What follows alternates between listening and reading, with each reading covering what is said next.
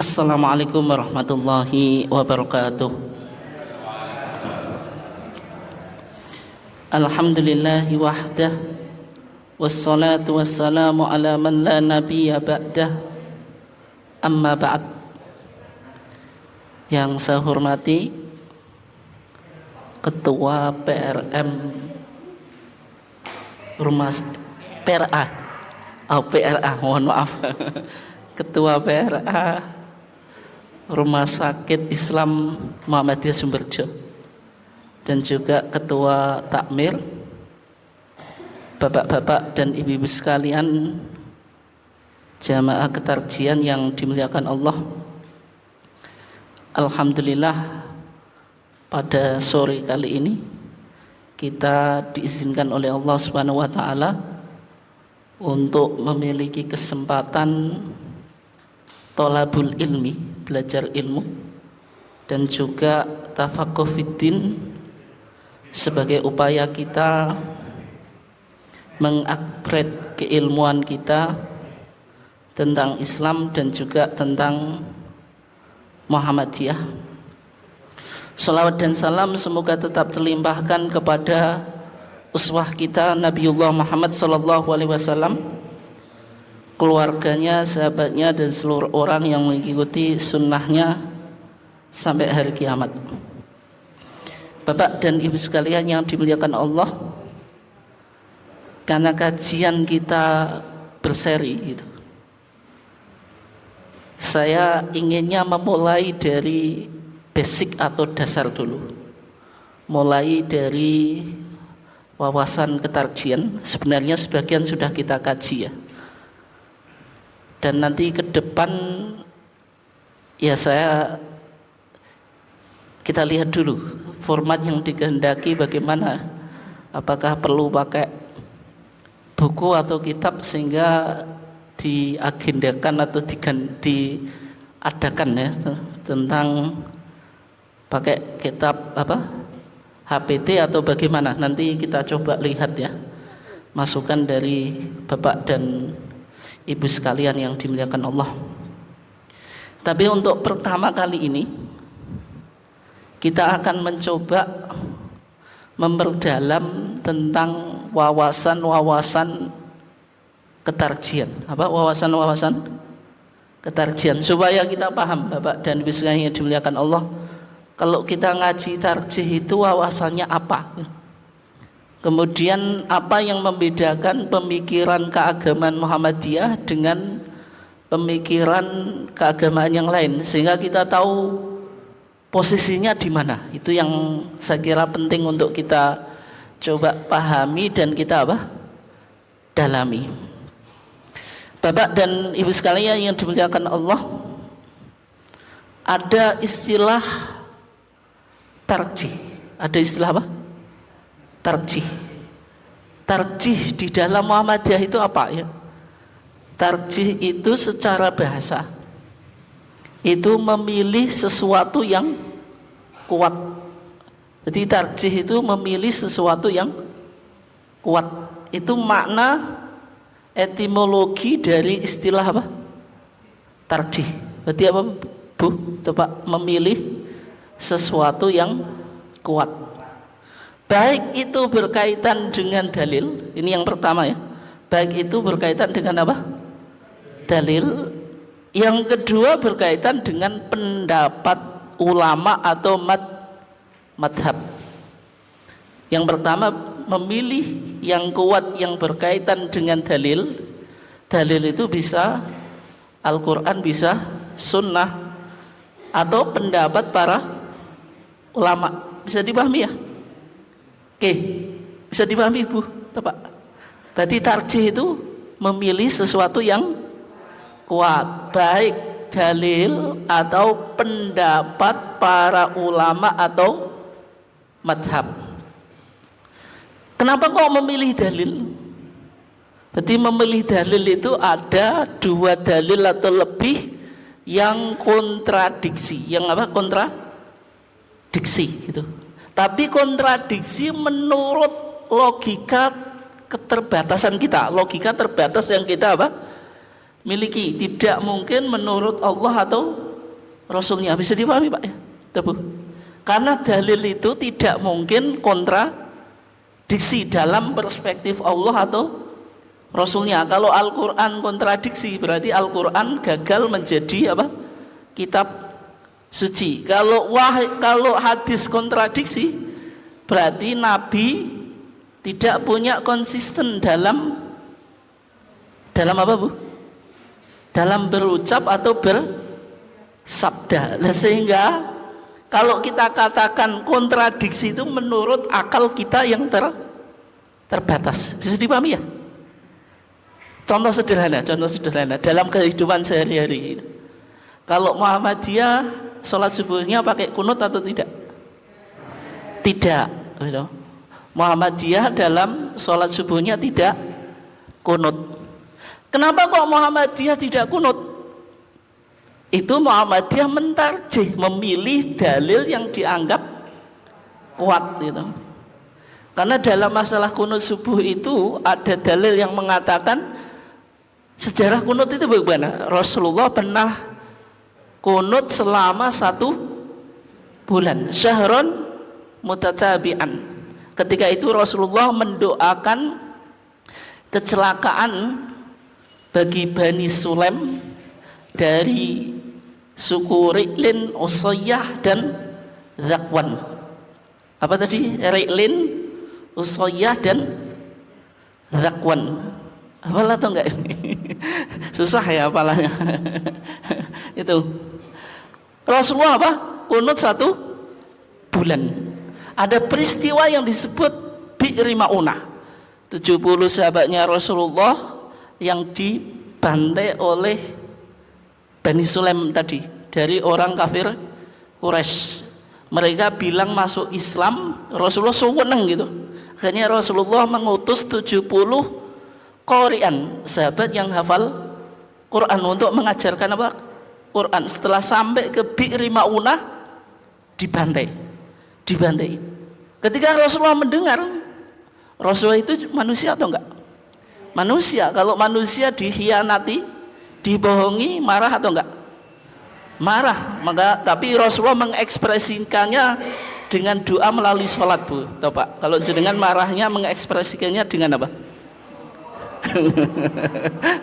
Itu ya. Di Rasulullah apa? Melaknat kabilah tersebut selama 1 bulan. Sampai turun ayat Al-Quran dalam surah Ali Imran, laisa laka minal amri syai'un aw yatuba alaihim aw yu'adzibahum fa innahum zalimun. Kalau Nabi Muhammad itu enggak punya otoritas untuk apa Pak Tebu? Untuk menghukumi suatu kaum. Bisa jadi mereka bertobat gitu. Makanya ditegur oleh Allah. Setelah itu Rasulullah apa? Meninggalkan kunut. Tapi yang menjadi perdebatan yang ditinggalkan itu kunut nazilah. Kunut nazilah itu kunut 1 bulan dan juga dilakukan apa? Di seluruh sholat 5 waktu atau kunut subuh. Ada 2 pandangan. Ada yang mengatakan kunut subuh juga tidak kunut. Ada yang mengatakan kunut di sholat yang lain itu ditinggalkan oleh Rasulullah, tapi kalau sholat subuh apa? Tetap dilakukan. Ada dalil semacam itu kan seolah-olah kan kontradiksi Pak Tebu, sehingga perlu untuk dipilih. Pandangannya Muhammadiyah berarti Rasulullah ketika itu juga meninggalkan apa? Kunut subuh, sehingga kita merojihkan dalil yang mengatakan bahwasanya setelah itu Rasulullah sudah tidak kunut subuh lagi. Bisa dipahami Pak Tebu? Ini berarti apa? Kita menguatkan satu dalil. Oke ya? Bisa dipahami atau enggak? Bisa ya? Yang kedua. Tadi kan memilih dalil yang kuat atau pendapat para ulama. Ada 4 mazhab itu. Al-Imam Abu Hanifah, Imam Malik, Imam siapa? Syafi'i dan Imam Ahmad ibn Hambal. Al-Imam Abu Hanifah mazhabnya Hanafiyah. Imam Malik mazhabnya apa? Malikiyah. Syafi'i apa? Syafi'iyah. Ahmad ibn Hambal apa Bu? Hanabilah Bu, Hanabilah itu. Dari 4 mazhab ini 2 mazhab kunut, 2 mazhab tidak kunut. Berarti sama kekuatannya ya, dua-dua ini. Formasinya apa dua-dua ya. Mazhab Syafi'i dan mazhab Maliki kunut subuh meskipun mereka berselisih tempatnya. Kalau mazhab Syafi'i setelah apa Bu? Iktidal. Sami Allahu liman hamidah Rabbana walakal ham Allahumma hdini fiman hadait wa afini fiman afait wa tawallani fiman tawallait wa barik li fima a'tait wa qini syarra ma qadait. Kok hafal semuanya ya? Hafal semuanya ternyata. Itu mazhab apa? Syafi'i. Tapi kalau mazhab Maliki baca surat selesai mau rukuk doa kunut di sholat apa? Subuh. Kalau mazhab Hanafi dan mazhab Hambali tidak kunut ya. Berarti kalau kita katakan tarjih itu menguatkan pendapat ulama. Berarti kalau Muhammadiyah, tapi Muhammadiyah tidak bermadzhab loh. Muhammadiyah tidak bermadzhab. Seandainya Muhammadiyah bermadzhab berarti menguatkan mazhab apa? Mazhab apa? Tadi apa Bu? Hanafi dan Hambali. Hanafi dan Hambali. Itu istilah tarjih secara bahasa. Secara apa? Bahasa. Terus yang menjadi pertanyaan Pak Tebu, kalau gitu tarjih lah hanya memilih pendapat yang kuat. Tapi apakah apa yang dirumuskan oleh majelis tarjih itu hanya memilih pendapat yang sudah ada Pak Tebu? Tidak. Terkadang tarjih juga melakukan ijtihad kontemporer. Ijtihad apa? Kontemporer. Hukumnya bayi tabung dalam fikih klasik ulama mazhab sudah bicara Bu? Belum. Hukumnya partisipasi dalam pemilihan umum itu dulu sudah ada. Sudah ada atau belum? Belum. Hukumnya hidup di negara demokrasi kayak Indonesia. Indonesia itu negara Islam atau enggak? Tidak Bu? Atau ya? Di konstitusi kita tidak menyatakan kalau Indonesia negara Islam, tapi nilai-nilai Islam ada dalam negara kita. Ketuhanan yang Maha Esa itu menunjukkan Indonesia negara bertuhan atau beragama, sehingga paham sekulerisme, paham ateisme bertentangan dengan konstitusi. Oke ya. Kemudian ada apa Pak? Departemen Agama sekarang menjadi Kemenak, menunjukkan pemerintah juga mengakomodir apa? Aspirasi umat Islam di dalam menjalankan syariat atau agama. Sehingga Indonesia ini unik gitu. Meskipun bukan negara Islam tapi di konstitusi kita itu menjamin kebebasan untuk menjalankan apa? Syariat. Nah, sehingga Muhammadiyah ketika memandang NKRI ini bagaimana? Apakah NKRI ini perlu untuk dirubah sehingga dijadikan negara Islam? Kita mendirikan khilafah? Ya atau enggak? Tidak, itu riskan Pak, riskan itu. Nah, sehingga Muhammadiyah melakukan ijtihad politik yang disebut apa? Darul Ahdi wasyahadah. Darul Ahdi, kita memandang Indonesia itu sebagai tempat kita melakukan konsensus secara nasional sebagaimana yang dicita-citakan oleh founding fathers. Darul Syahadah, kita mengisi Indonesia dengan berbagai macam apa? Prestasi. Muhammadiyah bahkan sebelum berdirinya Indonesia sudah apa? Ikut kontribusi dalam membangun bangsa dan negara dalam 3 bidang ini. Schooling, Bayi Ahmad Dahlan sudah mendirikan apa? sekolah, feeding, menyantuni fakir miskin, anak yatim.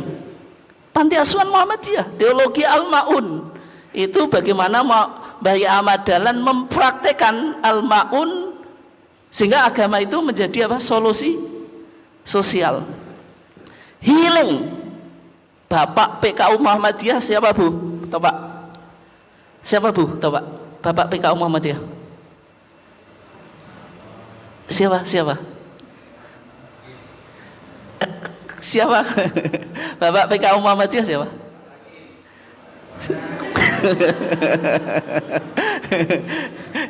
Siapa Bapak PKU Muhammadiyah? Kiai Haji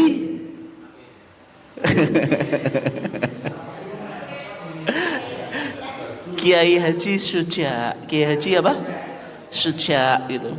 Kiai Haji Suja, muridnya Bayi Ahmad Dahlan, yang menegur Bayi Ahmad Dahlan kenapa Al-Maun itu diajarkan 3 bulan. Itu Kiai Haji apa? Suja, itu Bapak PKU Muhammadiyah. Oke. Artinya ini menunjukkan kalau Muhammadiyah menganggap Indonesia itu apa? Darus Syahadah. Kenapa kok muncul semacam ini? Ini dinamakan ijtihad. Dinamakan apa? Ijtihad. Dan sehingga tarjih dalam Muhammadiyah itu maknanya sama dengan ijtihad. Ijtihad itu apa Pak Tebu? Bukan Pak, itu namanya ijma. Ijtihad apa? Biar jenengan paham. Nanti saya ngomong jangan-jangan gak paham maksud saya. Ijtihad itu apa? Ya usaha bersungguh-sungguh untuk menetapkan sebuah hukum dari Quran dan Sunnah. Itu ya, itu diingat-ingat ya. Kalau saya ngomong ijtihad, itu berarti kita berusaha untuk memahami sebuah hukum dari Al-Quran dan Sunnah. Itu disebut apa Pak Tebu? Ijtihad. Berarti tarjih dari sekedar memilih pendapat, ada dalilnya atau sudah ada pendapatnya, bergeser maknanya menjadi ijtihad. Ijtihad itu tidak harus ada dalilnya secara khusus dari Quran dan Sunnah. Misalnya hukum mentaati lampu lalu lintas, hukumnya apa Pak? Wajib. Jenengan kadang melanggar gitu kok bilang wajib. Tapi mentaati lampu lintas itu kira-kira penting untuk ditaati atau enggak? Penting. Kenapa? Biar tidak terjadi kecelakaan. Salah satu tujuan syariat apa? Memproteksi jiwa itu. Oke ya. Tapi kalau jenengan tanya, mentaati lampu lalu lintas itu dalil Quran dan Sunnahnya ada atau enggak? Enggak ada. Di zaman Nabi sudah ada lampu lalu lintas? Belum ada gitu ya. Itu namanya apa? Ijtihad. Ijtihad itu tidak harus ada dalilnya. Oke, Bapak dan Ibu sekalian yang dimuliakan Allah. Majelis Tarjih itu berdiri, Majelis Tarjih itu berdiri tahun 1927. Berdiri tahun berapa? 1927. Keputusan Kongres Muhammadiyah ke-16 1927 di Pekalongan. Ketika itu mengusulkan supaya di Muhammadiyah ada majelis yang concern dalam kajian keagamaan. 19 berapa? 27. Kongres ke-17 tahun 1928 di Jogja. Di sana disahkan kaidah Majelis Tarjih dan dibentuk struktural. Dibentuk apa? Struktural. Ketua Majelis Tarjih pertama kali. Ini penting Pak Tebu, jenengan jangan sampai nggak bisa jawab ya. Ketua Majelis Tarjih pertama kali siapa? Kiai Haji Mas Mansur.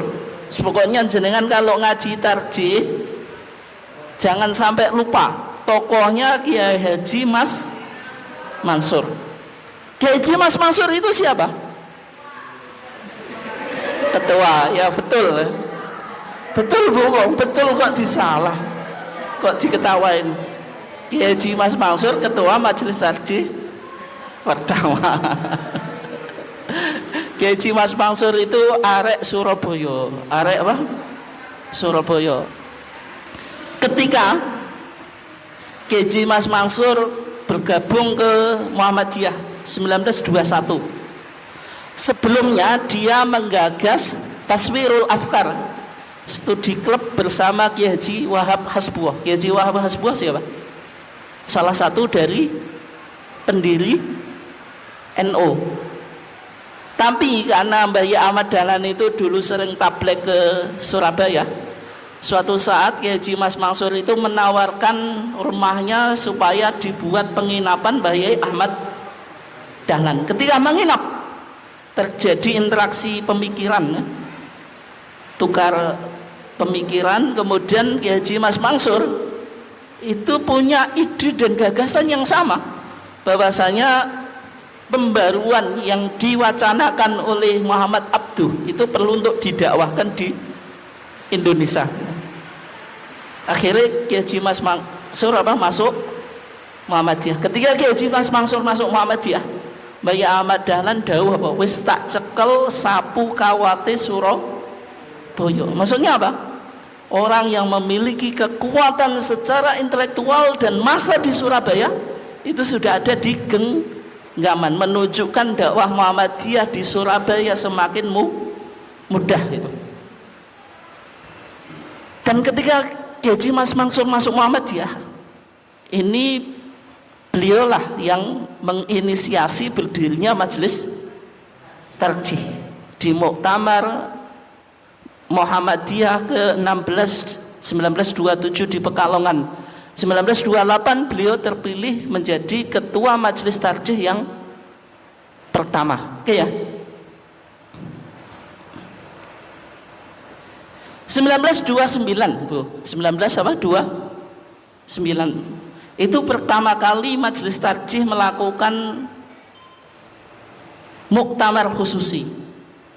Lahir Kitabus Shalah dan Kitabul Iman. Sudah ada yang punya ABT jilid 1 ya? Pun sudah, Pak. Nah, kitab yang pertama apa, Pak? Nah, itu. Sudah ya tak uji tuh. Enak jangan jawab sudah gitu. Nah, ibu-ibunya semuanya sepakat belum. Saya nggak bisa tanya kalau belum. Kitab yang pertama Kitabul Iman. Kitabul apa? Iman itu bicara tentang rukun iman yang keenam, yang 6, sebagaimana hadis Jibril ketika malaikat Jibril datang kepada Nabi, ya Muhammad akhbirni anil iman, wahai Muhammad tolong kasih tahu saya tentang apa? Iman. Nabi Muhammad menjawab apa? Al imanu an tu'mina billahi wa malaikatihi wa kutubihi wa rusulihi wal yaumil akhiri wa tu'mina bil qadari khairihi wa syarrihi. Itu dibahas di Kitabul apa? Iman. Teologi Muhammadiyah itu dirumuskan di Kitabul Iman 1929 dan juga Kitabus Shalah, Bu. Toh, Pak. Ini 1929, Pak, toh, Bu. Jenengan kok belum punya? Padahal sudah lama terbit itu. Sebelum Indonesia merdeka kita sudah punya kitab pasolatan toh, tuntunan sholat atau pengajaran sholat versi Muhammadiyah. Tapi sayangnya jenengan namanya saja baru dengar ya. Nah, itu lebih baik jangan ngaku punya loh. Nanti kalau ngaku punya tak tanya. Oke ya. 1929 itu. Ini contoh bagaimana pemikiran keagamaan Muhammadiyah itu dirumuskan kayak. Oke.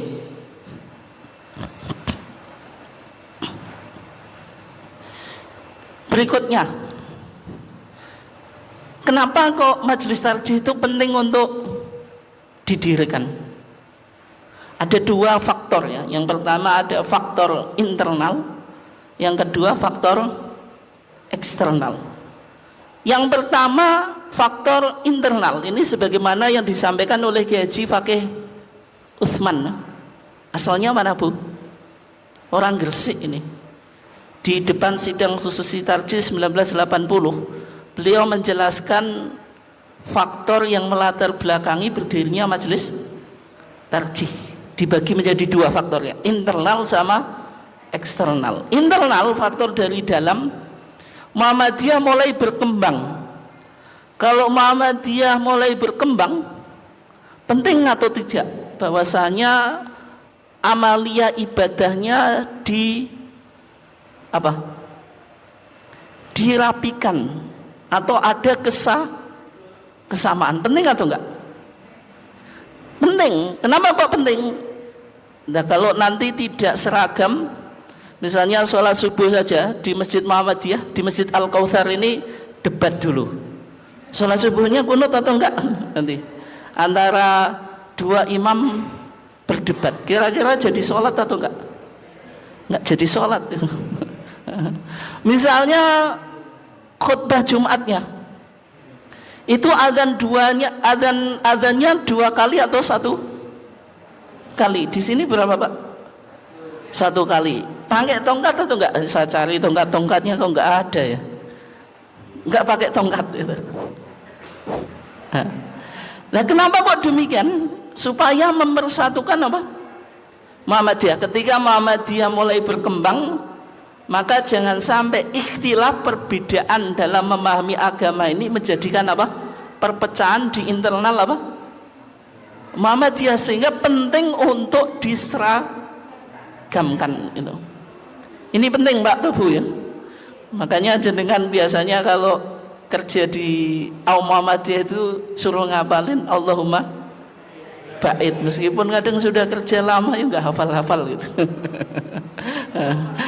Nah, kenapa kok suruh ngapalin Allahumma ba'id? Ya biar hafal gitu. Wong itu hadisnya juga sahih gitu. Itu contohnya. Yang kedua, Muhammadiyah itu harokatut tajdid, gerakan apa? Tajdid, pembaruan. Artinya cara beragama Muhammadiyah itu wataknya pembaruan, tajdid oriented, sehingga Muhammadiyah tidak bermadhab, tidak apa?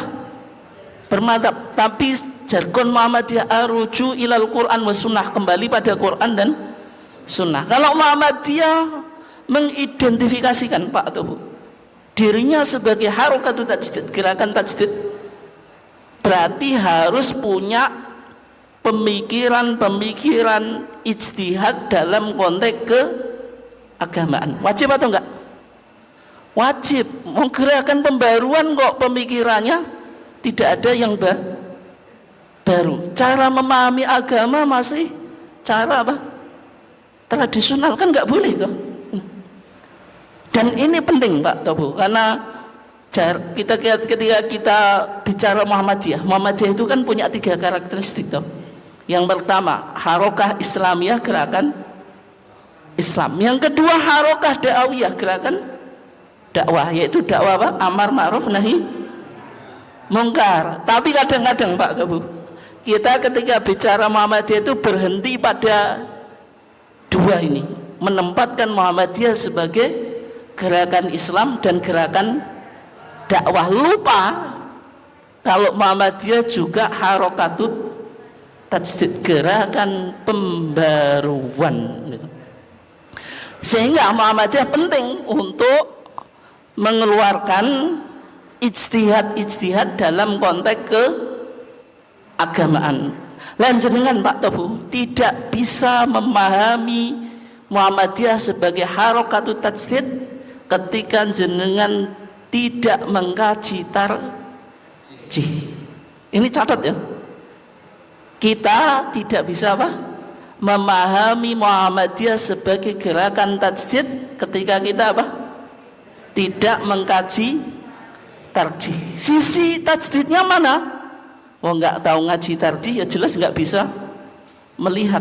Tapi kalau kita mengkaji tarjih pasti tahu, oh ini tajdid Muhammadiyah di sini loh gitu. Dan kenapa kok kita kadang beda gitu? Karena apa? Memahami kalau Muhammadiyah punya wawasan tajdid yaitu pembaruan. Oke, itu faktor internal. Berikutnya faktor eksternal dari luar. Perselisihan paham mengenai masalah-masalah furu atau fikih khilafiyah. Dulu ada kaum tua, ada kaum muda. Kaum tua itu kelompok tradisionalis yang madhabi ya, menolak pembaruan gitu. Dia sangat ketat dalam bermadhab. Contohnya khutbah harus disampaikan dengan bahasa Arab. Itu dalilnya kuat atau enggak Pak? Kalau khutbah itu harus disampaikan bahasa Arab, kuat atau enggak Bu? Ketika kita bicara khutbah itu ibadah atau enggak? Ibadah atau enggak Pak atau Bu? Ibadah. Kalau ibadah merujuk siapa Bu? Rasulullah. Sekarang saya tanya, Rasulullah kalau khutbah pakai bahasa apa? Bahasa Arab. Nah kita dalam beribadah suruh ngikut siapa? Rasulullah. Berarti kesimpulannya kita khutbah dengan bahasa betul atau enggak? Itu. Sehingga dalam mazhab Syafi'i itu dinyatakan kalau syarat khutbah itu wasyurita fihi ma arabiyya wasyurita lan den syaratake fihi ma ing dalam khutbah loro apa arabiyatun dengan bahasa Arab. Alasannya apa? Littiba'i salafi wal khalaf, mengikuti generasi pertama umat ini, para sahabat tabi'in dan khalaf generasi berikutnya, semuanya kalau khutbah dengan bahasa Arab. Tapi kok Muhammadiyah dulu mengeluarkan gagasan 1927 kalau khutbah itu boleh disampaikan dengan bahasa bumi putra. Ini tajdid Muhammadiyah, berani apa? Berbicara sesuatu yang dianggap tabu oleh kelompok tradisional. Kenapa Pak tabu? Padahal kita sudah simpulkan Nabi itu tidak pernah khutbah dengan bahasa Indonesia apalagi bahasa Jawa, selalu bahasa Arab. Kenapa? Kok kita nggak mengikuti Nabi? Lah nggak paham bahasa Arab Bu. Tapi yang khutbahnya bahasa Arab ya pokoknya dibaca Bu, setelah khutbah baru diterjemahkan. Ada Bu, kalau di Tuban itu banyak. Ada kalau di LDI itu sampai sekarang bahasa Arab. LDI tahu ya? Itu khutbahnya bahasa Arab. Tapi kenapa kok Muhammadiyah memahami kalau khutbah itu tidak harus bahasa Arab? Karena khutbah itu ibadah, tapi dia makulatul makna, bisa dipahami secara rasionalitas. Khutbah itu esensinya apa? Menyampaikan nasihat. Nasihat itu penting untuk dipahami atau sekedar formalitas atau retorika? Dipahami sehingga disampaikan dengan bahasa kaumnya. Kalau kita orang Indonesia ya bahasa Indonesia atau bahasa Jawa. Oke. Dulu antara kaum muda kaum tua itu terjadi perselisihan. Muhammadiyah itu masuk kelompok kaum muda. Kaum muda itu kelompok yang menerima gagasan pembaruan dari Mesir, yaitu Muhammad Abduh, Syekh Muhammad Rasyid Ridho, terus Syekh Jamaluddin Al-Afghani gitu. Nah, gerakan pembaruan yang ada di Mesir ini mempengaruhi apa Pak? Lahirnya majelis tarjih. Wong yang salah satu faktor kenapa Mbak Ahmad Dahlan mendirikan Muhammadiyah, ya termasuk Mbak Ahmad Dahlan apa? Terpengaruh gagasan-gagasan pembaruan yang dilontarkan oleh Syekh Muhammad Abduh itu, termasuk berdirinya majelis tarjih. Berikutnya, faktor eksternal. Ini tentang masalah ajaran Ahmadiyah. Pada akhir pertama abad ke-20-an itu Ahmadiyah itu mulai masuk di Indonesia. Ahmadiyah tahu Pak? Coba. Tokohnya siapa Ahmadiyah? Musadik. Siapa Bu? Siapa? Itu Mirza Ghulam Ahmad. Mirza Ghulam Ahmad yang mengaku nabi itu. Islam yang ada muncul dari apa? India. Setelah Mirza Ghulam Ahmad meninggal, Ahmadiyah itu pecah menjadi dua. Ada yang disebut Ahmadiyah Lahori, ada yang disebut Ahmadiyah Qadianiyah gitu. Bedanya apa? Kalau Qadianiyah itu menganggap Mirza Ghulam Ahmad sebagai nabi, tapi nabi kecil, bukan nabi besar. Tapi kalau Lahori itu menganggap Mirza Ghulam Ahmad itu mujaddid, pembaharu. Dan Ahmadiyah ini Pak Tobu, Islam yang sangat progresif dalam mendakwahkan ajarannya, termasuk terlepas dari akidahnya yang sesat.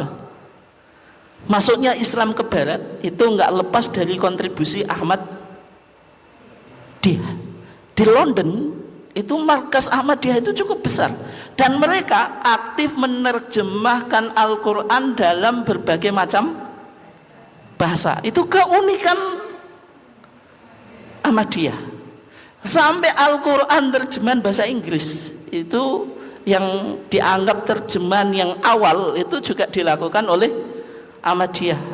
Muhammad Ali itu tokoh Ahmadiyah Lahori, menerjemahkan Al-Quran ke bahasa Inggris, The Holy Quran itu ada, saya punya itu. Dan juga bukunya yang terkenal The Religion of Islam, itu buku yang sudah diterjemahkan ke Indonesia. Dan Al-Quran itu dalam berbagai macam bahasa itu diterjemahkan. Tapi yang non Ahmadiyah, penerjemahan Al-Quran itu kalah sama penerjemahan Alkitab atau Bible. Bible itu kalau jenengan pergi ke toko buku, hampir ke semua bahasa di Indonesia itu ada. Tapi Al-Quran di bahasa-bahasa Indonesia suku yang asing itu kadang-kadang belum diterjemahkan gitu. Oke ya. Nah, Ahmadiyah itu dulu masuk ke Jogja, Bu. Masuk ke Jogja. Tokoh-tokoh muda Muhammadiyah itu tertarik ke Ahmadiyah karena dai Ahmadiyah itu bahasa Inggrisnya bagus gitu. Dia rasional, tidak kitab kuning gitu. Dan rata-rata warga Muhammadiyah itu pendidikan pesantren atau pendidikan barat. Rata-rata. Kalau sekarang pendidikan umum atau pendidikan pesantren mayoritas. Umum bisa baca kitab kuning, jarang yang bisa, sehingga tertarik ke Ahmadiyah gitu. Ya diantaranya ingin belajar bahasa Inggris. Kalau sekarang mungkin bahasa Inggris itu sudah umum ya, tapi tahun 1920-an itu orang yang bisa bahasa Inggris itu masih langka gitu. Dan sehingga kader muda Muhammadiyah diantaranya Joyo Sugito. Siapa Joyo Sugito? Ini dulu ketua Dikdasmen. Dan Muhammad Husni itu sekretaris Muhammadiyah, masuk ke Ahmadiyah. Tapi setelah kedatangannya Haji Rasul itu siapa? Ayahnya Buya Hamka. Ayahnya Buya apa? Hamka ke Jogja karena Haji Rasul ini wawasannya luar biasa. Dia tahu Ahmadiyah ini akidahnya menyeleweng, terjadi perdebatan di forum Muhammadiyah sehingga tokoh-tokoh Muhammadiyah mulai sadar kalau Ahmadiyah itu memang ajarannya menyimpang dari ajaran agama Islam. Nah, sehingga ketika itu Muhammadiyah penting untuk mendirikan majelis tarjih dan fatwa Muhammadiyah, Pak Tobu, berkaitan dengan siapa yang mengimani kenabian pasca kenabian Nabi Muhammad maka dia kafir, masih didokumentasikan dalam HPT kita di kitab Masail Asyatta, kita beberapa masalah tentang hukmu man amana binubuwati ahadin ba'da Muhammadin, tentang hukum bagaimana orang yang mengimani kenabian seseorang setelah apa? Setelah kenabian Nabi Muhammad. Itu masih nanti jenengan lihat di HPT jilid 1 ya. Dilihat ya. Mau dilihat gimana ya? Belum beli ya. Oke, kita perkenalan ya. Ditarjih. Itu ada 3 produk. Ini masih pengantar Bu, masih pengantar. Ada 3 apa? Produk. Ada putusan, ada fatwa, ada wacana. Kalau putusan itu mengikat secara organisatoris sebagaimana dalam HPT. Kalau fatwa itu sifatnya rekomendasi Pak, gitu, rekomendasi. Berarti kalau jenengan baca HPT itu namanya putusan. Tapi kalau jenengan baca TJA itu namanya fatwa ya. Jadi HPT kita di Muhammadiyah itu sudah ada 2, jilid 1 dan jilid 3 Pak, jilid 3. Jilid 1 dan jilid 3. Jilid 2-nya belum terbit. Ini yang disebut putusan. Ini sifatnya mengikat secara organisatoris. Kemudian fatwa itu dihimpun dalam TJA, tanya jawab agama. Kalau HPT itu himpunan putusan tarjih, kalau TJA tanya jawab agama. HPT ada 2, TJA sudah terbit 8 jilid. Sehingga kalau jenengan ingin tahu pemikiran keagamaan Muhammadiyah, sumbernya ini minimal punya 10 buku. HPT 2 jilid, TJA 8 jilid. Oke ya. Nah, ini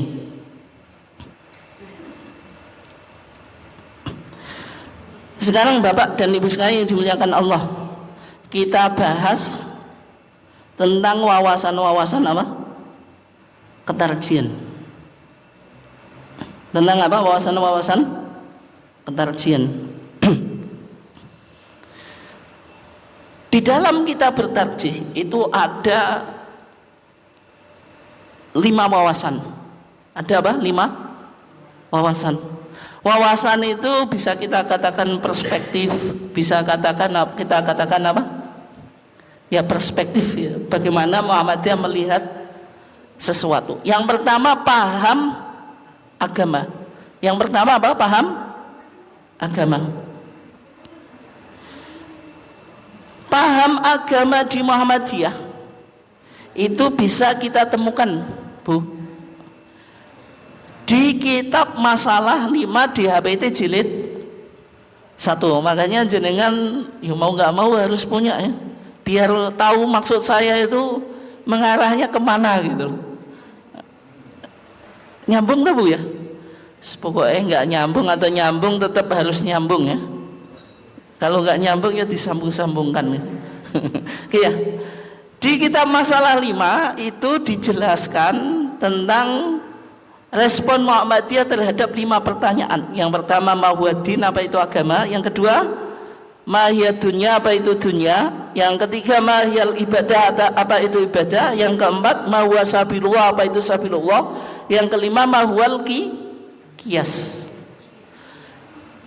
Dalam pertanyaan pertama, yaitu mahuwaddin, apa yang disebut agama? Di sana dikatakan yang disebut agama itu ma'angzalahullahu fil Quran. Yang disebut agama itu apa yang diturunkan oleh Allah dalam Quran. Wa ma ja'at bihi as-sunnatu as-sahihah. Dan apa yang terdapat dalam sunnah sahihah. Berarti Muhammadiyah ketika bicara agama apa Pak Tebu? Dijelaskan sumber agama. Kalau kita beragama itu sumbernya harus Quran dan Sunnah. Sehingga sesuatu yang kadang dipahami bagian dari agama ternyata tidak ditemukan dalil Quran dan Sunnahnya, itu tidak dilakukan oleh Muhammadiyah. Contohnya apa Pak Tebu? Contohnya apa Pak Tebu? Ini mohon maaf ya, kalau di masyarakat orang Muhammadiyah itu kalau setelah kematian itu ditahlili atau enggak? Nah, kenapa kok enggak ditahlili? Ya karena tidak ditemukan dalilnya dari Quran dan Sunnah itu ya. Menunjukkan kalau kita beragama itu dalilnya Quran dan Sunnah, sesuatu yang dipahami. Meskipun di masyarakat kadang orang yang takut Pak, wong mati kok digelundungno gak di dungani kan itu. Tapi kenapa kok Muhammadiyah di APT kita dijelaskan kalau orang meninggal itu tidak diselamati geblakan itu ya, karena tidak ditemukan dalil dan dalilnya baik dari Quran dan Sunnah. Itu contohnya. Misalnya tingkepan. Ini mohon maaf Pak Tebu, biasa saja. Ini bukan nyinggung, biasa saja. Kalau orang hamil itu kan ditingkepi. Dulu itu hamil itu ditingkepi, setelah lahir itu tidak diakikoi toh. Ya paling cuma bancaan berukuan. Apa jenis berukuan ya? Berukuan. Nah, kalau di tuntunan Muhammadiyah orang hamil itu tidak harus ditingkepi karena tingkep itu adat. Tapi kalau akikoh itu dalilnya ada atau jelas itu. Sehingga kita prioritaskan akikoh daripada tingkepan gitu. Tapi kadang-kadang orang itu tingkepannya geden Pak Tahu. Tapi ketika akikoh tidak dilakukan. Yang semacam itu betul atau enggak? Enggak betul, karena agama mengajarkan akikoh bukan tingkepan. Meskipun tingkepan itu di beberapa masyarakat dianggap upacara yang sangat sakral. Bayi nem pingin selamat togawi kadang-kadang kudu ditingkepi. Oke. Isi agama 3, perintah, larangan, petunjuk. Karena kalau kita baca Pak Tobu, Al-Quran itu kalau nggak perintah ya larangan. Hadis kalau nggak perintah ya larangan. Contohnya wa aqimus shalah wa atuz zakah. Ini apa? Perintah sholat, perintah zakat. Kutiba alaikumusiyam, perintah apa? Puasa. Walillahi ala nasi hajjul baiti man istata'a ilaihi sabila, perintah apa? Haji. Kalau perintah itu harus dilakukan, itu namanya wajib.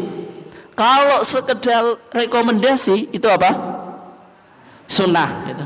Isi agama yang pertama perintah itu. Yang kedua larangan. Misalnya larangan apa? Wala taqrabuz zina innahu kana fahisyatan wa sa'a sabila. Larangan apa Bu? Zina. Janganlah engkau mendekati zina. Yang dilarang mendekati atau zinanya? Yang dilarang mendekati. Kalau zina itu guyonannya anak muda itu. Kalau mendekati nggak boleh, tapi kalau zina boleh. Tapi itu salah. Kenapa? Mendekati saja nggak boleh, apalagi zina. Itu namanya qiyas aula. Qiyas aula itu sesuatu yang tidak disebutkan, hukumnya lebih berat daripada yang disebutkan. Yang disebutkan kan wala taqrabuz zina, larangan mendekati zina, berarti melakukan zina lebih parah. Sekarang Al-Quran dalam konteks berbakti kepada orang tua, wala taqul lahuma uffin, janganlah engkau mengatakan kepada kedua orang tuamu uff, menunjukkan perkataan yang tidak respect kepada orang tua. Tapi kalau seorang anak memukul orang tua, hukumnya apa Pak Tebu? Boleh atau enggak? Enggak boleh, tapi dalilnya mana Bu? Kias. Dalilnya enggak ada itu. Dalilnya enggak ada, yang ada larangan mengucapkan uff.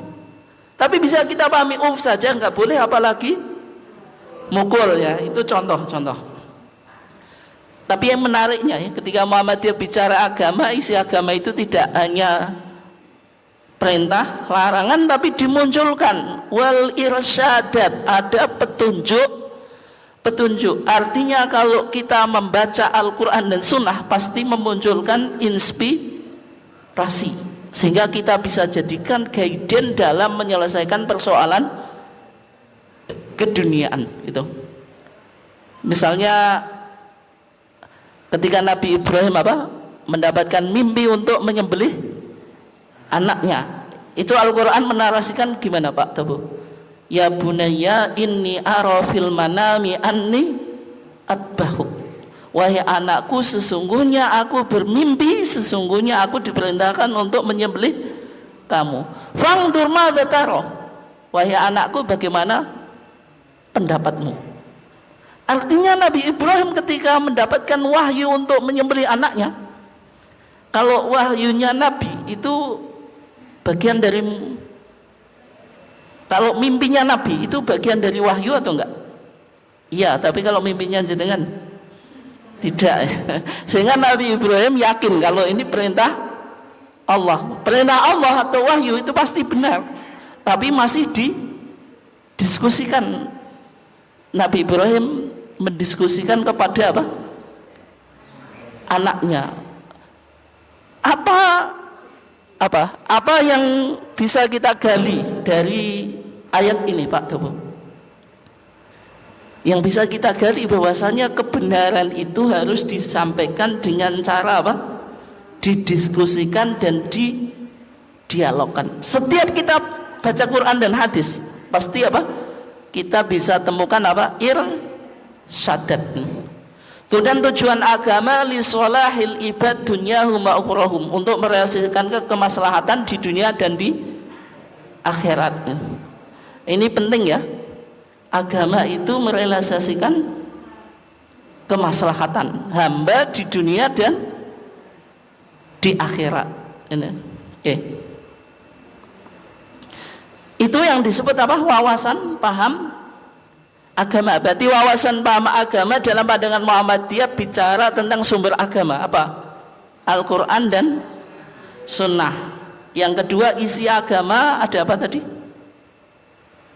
Perintah, larangan, terus Bu? Petunjuk gitu. Kemudian tujuan agama merealisasikan kemaslahatan di dunia dan di akhirat. Artinya orang yang beragama itu harus sejahtera keduniaannya dan akhirnya. Rabbana atina fid dunya hasanah, sejahtera di dunia, wa fil akhirati hasanah, sejahtera di akhirat, wa qina adzabannar, terproteksi dari api neraka. Umat Islam harus semacam itu ya. Sebagaimana tujuan agama yang dirumuskan oleh Muhammadiyah, li sholahil ibad dunyahum wa ukhrahum. Umat Islam harus kaya dan bisa merealisasikan kepemimpinan yang baik, termasuk kalau kita bicara konteks konteks politik sekarang ya.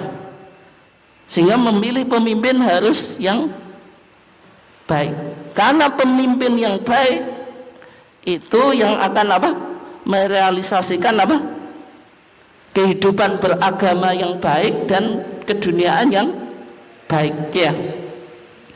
Berikutnya Bapak dan Ibu sekalian dimuliakan Allah, ini sampai jam berapa Pak?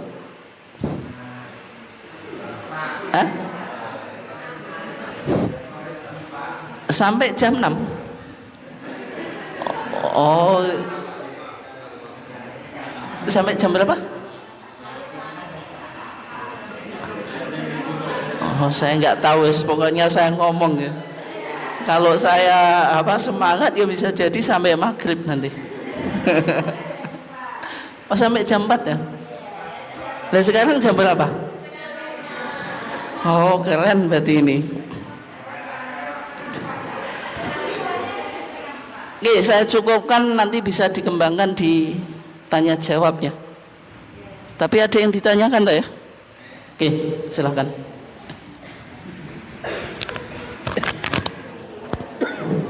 Terima kasih Ustaz.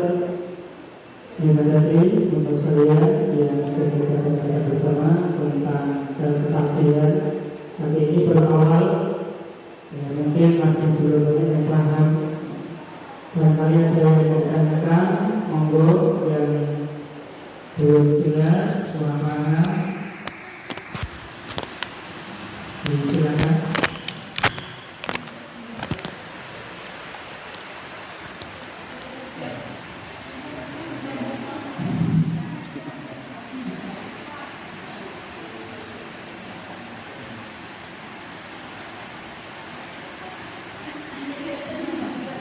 Ya, dari awal disampaikan ya baru mungkin sejarahnya munculnya rahasia seperti apa.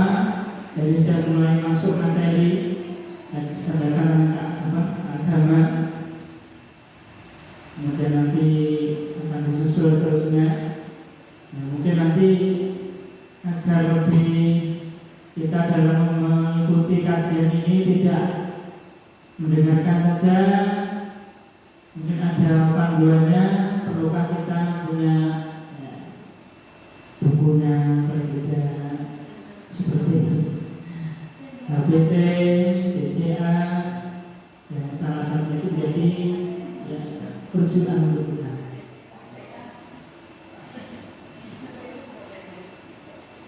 Saya baru order datang kemarin 4 buku BCA dan 176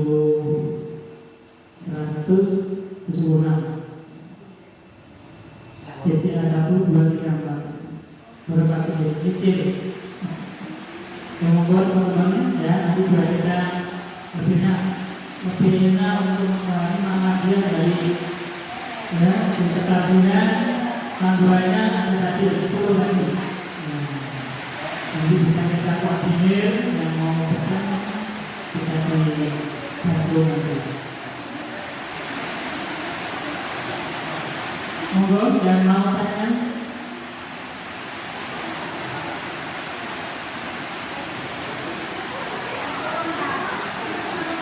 Monggo tanya.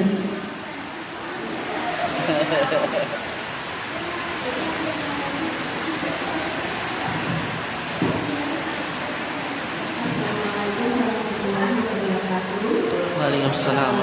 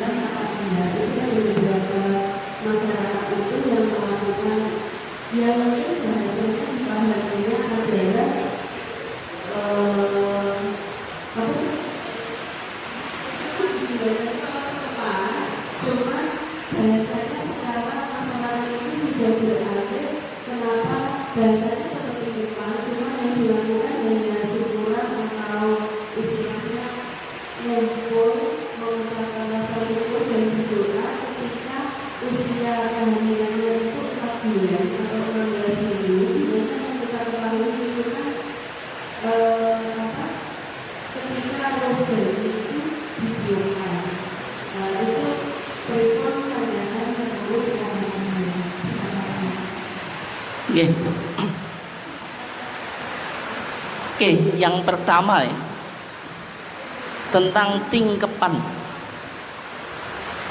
Tingkepan itu dilakukan oleh wanita yang hamil Itu usia kandungan berapa, Bu? 7 bulan. Iya.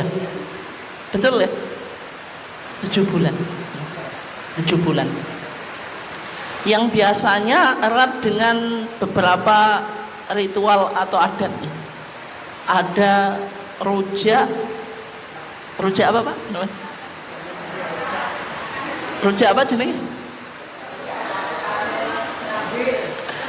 Rujak. Pokoknya ada rujaknya gitu.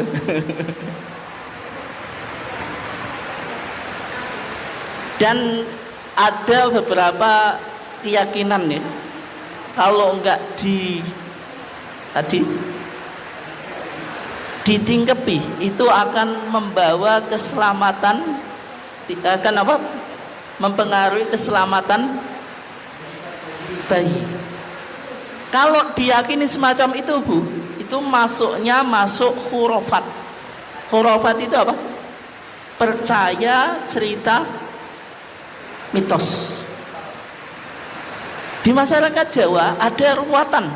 Ruwatan itu kalau Pendowo limo itu kadang diruat. Pendowo limo itu anak laki-laki 5.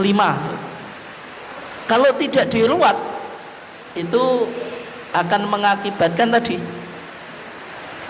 misalnya ada yang gila itu diruat jadi sembuh gitu.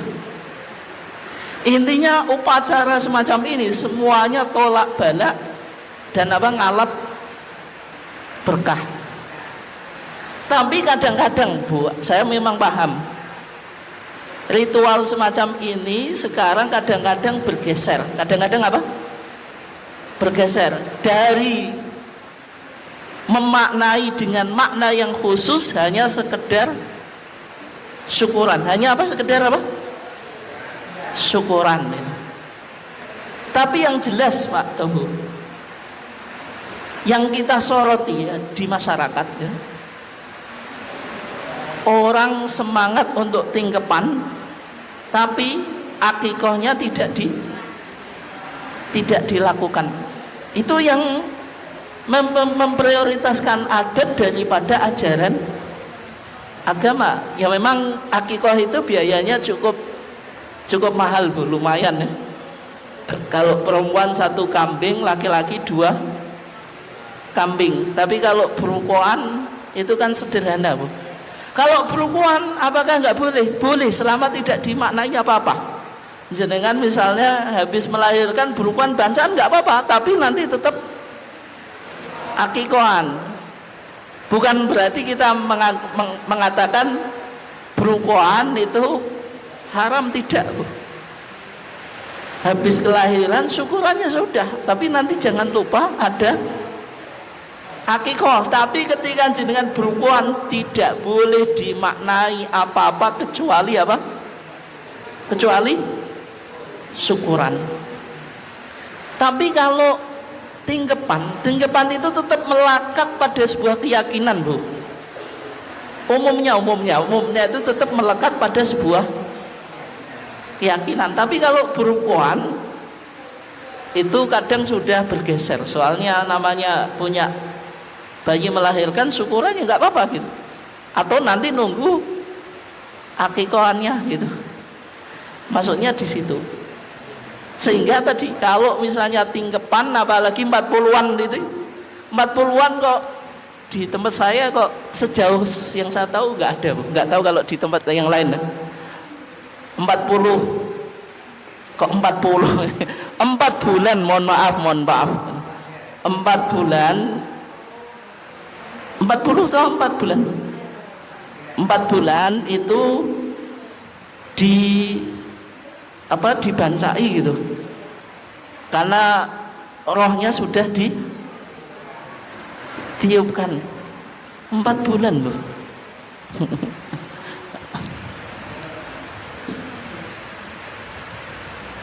Kenapa kok 4 bulan? Itu 40 hari. Apa dalam hadisnya itu enggak sampai 4 bulan gitu. 120 hari itu roh mulai ditiupkan gitu. 120 hari berapa bulan, Bu? 4 bulan. Berapa? 4 bulan ya, betul Bu, betul. Ya. Ya semacam itu, kalau dalil khususnya tidak ada. Tapi kalau ada yang memahami semacam itu pun, ya tadi dasarnya nggak ada. Sehingga kalau syukuran ya nanti dicelengi untuk akikoh, itu yang jelas apa? Ada dalilnya gitu loh. Ada dalilnya. Kan khawatirnya kita apa? Mengutamakan sesuatu yang apa? Nggak ada dalilnya, tapi meninggalkan sesuatu yang ada dalilnya. Akikoh itu kalau di tempat saya itu kan baru-baru saja, Pak. Waktu saya kecil itu saya jarang mendengar orang apa Bu, akikon. Palingan baru beberapa tahun loh ada akikoh itu. Waktu saya kecil itu nggak ada akikoh itu. Tapi kalau tadi apa, tingkepan itu mulai bergeser. Orang-orang tidak semuanya melakukan. Dulu ingat saya tingkepan itu nekakno dayoh bareng Bu ya. Mungkin di beberapa tempat sampai sekarang kan masih ya. Ya. Nekak dayoh ya.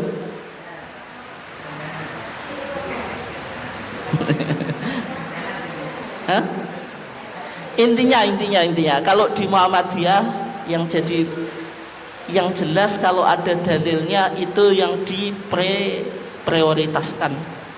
Sehingga yang sebisa mungkin kita lakukan adalah akikoh. Tapi kalau tingkep apalagi 4 bulan itu tidak ada dalil secara khusus. Mungkin itu saja Bu jawabannya, kurang lebihnya. Monggo pertanyaan lain.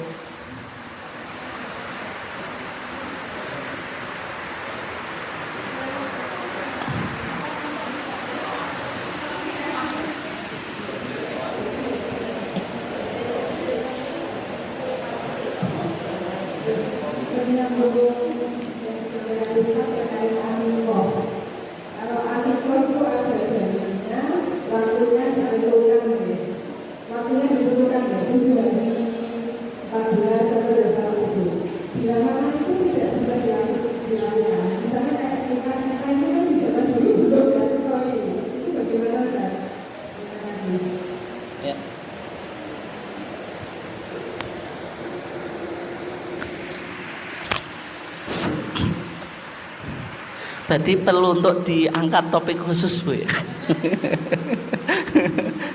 Tentang tuntunan apa? Akikoh. Akikoh itu tutbah, disembelih yaumas sabi' pada hari yang ke-7. Jadi akikoh itu dilakukan pada hari ke-7 dari kelahiran anak. Yang menjadi persoalan ketika orang tua nggak mampu mengakikoi anak di hari yang ke-7, apakah itu boleh ditunda sampai orang tuanya apa? Mampu? Atau misalnya jenengan Bu, dulu kebetulan orang tuanya ada beberapa kemungkinan Bu. Yang pertama tidak mampu, sehingga misalnya jenengan waktu kecil tidak diakikoi. Yang kedua mampu tapi belum kenal agama Bu. Maksudnya belum kenal agama itu, dulu praktek akikoh itu masih sangat jarang. Yang jenengan yang sudah tidak masuk usia milenial itu diakikoi atau enggak? Hah? Wong yang milenial yang berapa Bu? 1980-an itu kan masuk milenial. Yang itu saja belum tentu ya. Apalagi yang 70-an itu pasti rata-rata enggak diakikoi. Nah kebetulan jenengan apa sekarang dari segi ekonomi mampu itu. Wong debian aku gak diakikoi Pak gitu. Apakah sekarang boleh mengakikoi dirinya sendiri gitu? Itu. Yang pertama Pak Tobu, kalau kita lahir dari hadis hadisnya ya. Ini hadis Samurah ibn Jundub. Rasulullah bersabda, kullu gulamin, setiap anak murtahanun tergade bi akikotihi, dengan akikohnya. Ada beberapa penafsiran. Yang pertama, kalau menurut Imam Ahmad, anak yang tidak diakikoi itu kalau meninggal tidak bisa memberikan syafaat kepada orang tuanya. Berarti kalau kita punya anak meninggal di usia belum balik, itu kan bisa memberikan apa? Syafaat. Kalau kita nggak akikoi, berarti ia tidak mensyafaati kita. Itu penafsiran Imam Ahmad.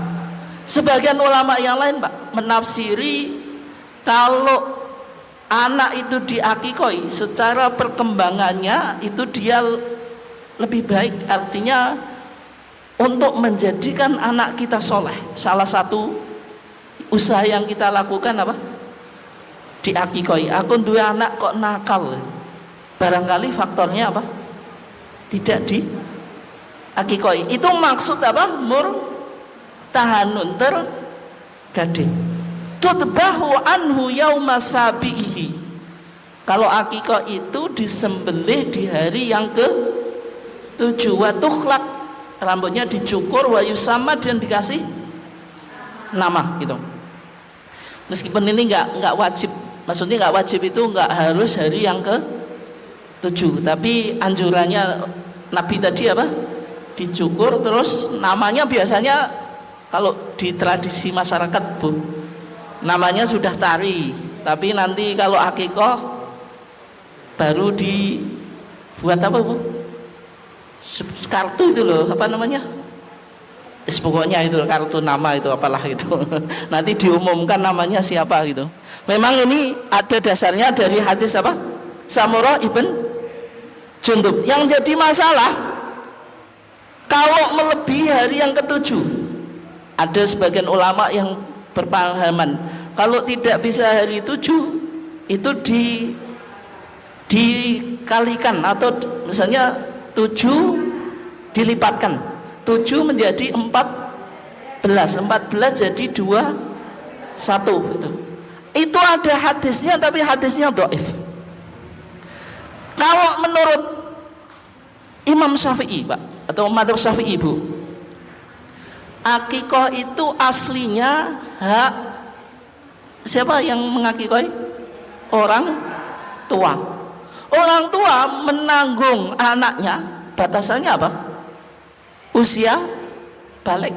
Dalam madzhab Syafi'i itu dipahami kalau hadis ini hari ke-7 itu menunjukkan keutamaannya hari 7, tapi bukan wajib hari 7. Itu madzhab Syafi'i.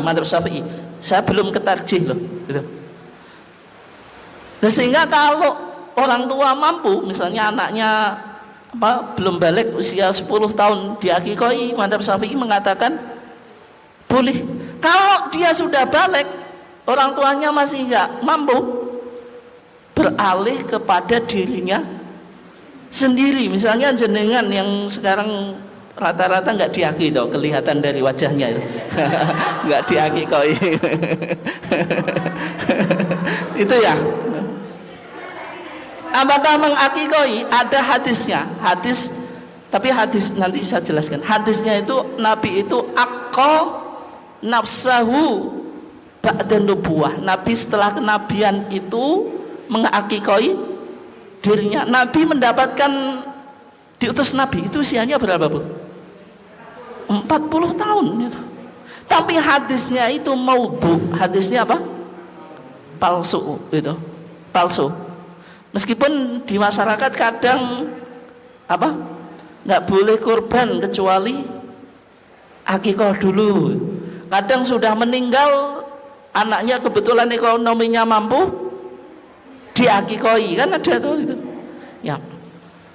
Tapi kalau kembali ke tarjih loh, tarjih kalau fatwa sejauh ini loh, tarjih itu berpandangan akikah itu ya hari ke-7 itu, hari ke-7.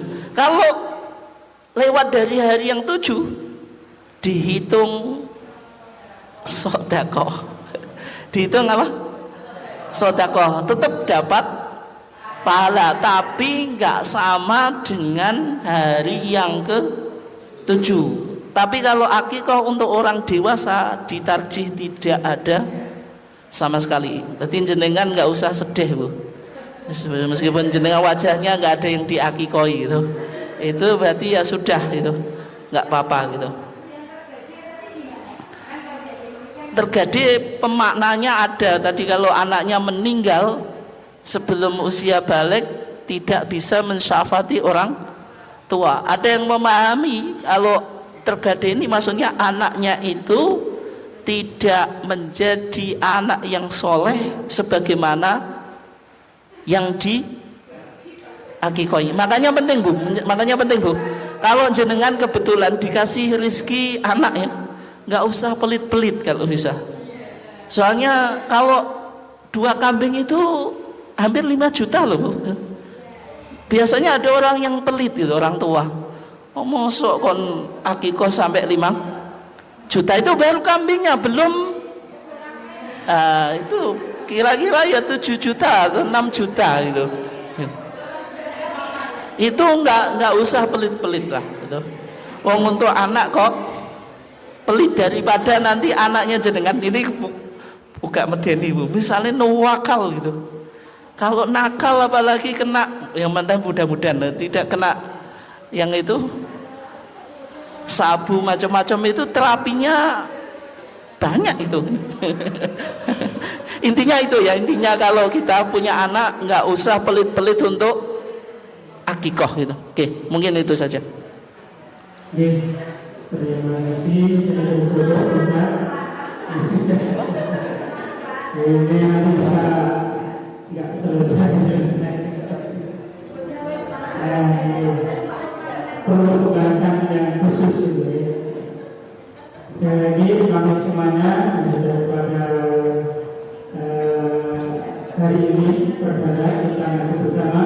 Mudah-mudahan Allah SWT dan diberikan istiqomah untuk memberikan hasil ini sehingga betul-betul semakin menambah wawasan keilmuan kita. Insyaallah yang akan datang di pekan Jumat yang kedua Februari kita akan ke materi tajwid insyaallah. Terima kasih teman-teman. Mohon maaf atas kekurangannya. Kita terus bersama dengan dosen majelis. Subhanallah.